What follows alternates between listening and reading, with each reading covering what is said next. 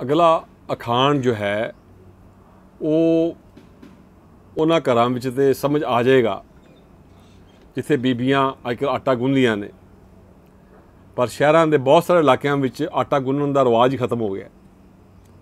लेकिन साडे पिंडां थावां च अज भी आटा जिहड़ा ना वो गुन्निया जांदा है। ठीक है,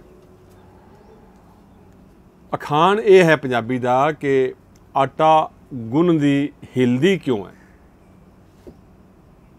बई आटा गुन्नेगी बीबी तो हिलेगी।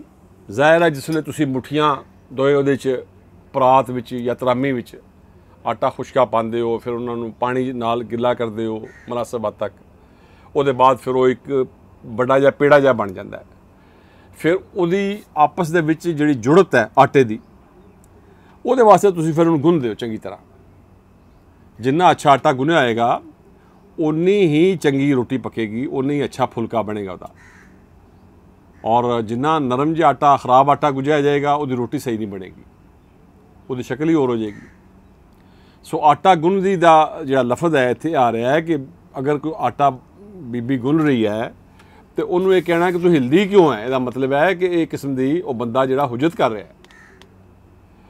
एक होर अखान दे नाल मिलदा जुलदा है, वो है कि चलदे घोड़े नूं चाबक मारना, छांटा मारना। घोड़ा चल रहा है, रोड ते जा रहा है, दौड़दा जा रहा है, ये बावजूद वो बाज़ जिहड़ा कोचवान हुंदा है वो छांटा कड़ मारदा उसनूं। उसदी लोड़ नहीं हैगी हालांकि उन्हें छांटा मारन दी। या वो अजकल तो टांगे शहरों में रह नहीं है ना, हुण साडे पिंडी भी टांगा शांगा तो कोई नहीं हैगा। किसी वेले टांगे चलते सी सारे पासे, कमेटी चौक चौराजा बाजार भी टांगे ही जाते सी सारे, लियाकत बाग तो टांगे बह के सारे लोग जाते सी।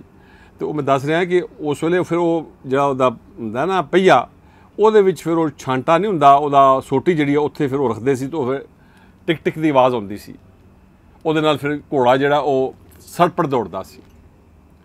सो एक घोड़ा चलिया जा रहा है, एक बंदा काम कर रहा है, फिर उन्होंने तनज करी जाना, ਉਹਦੇ ਤੇ फिर एवं खाम खा रो पाई जाना, या एक लफज पंजाबी च कहने लताड़ी जाना, बिला वजह किसी को लताड़ी जाना, ये कोई जस्टिफाइड गल नहीं हैगी।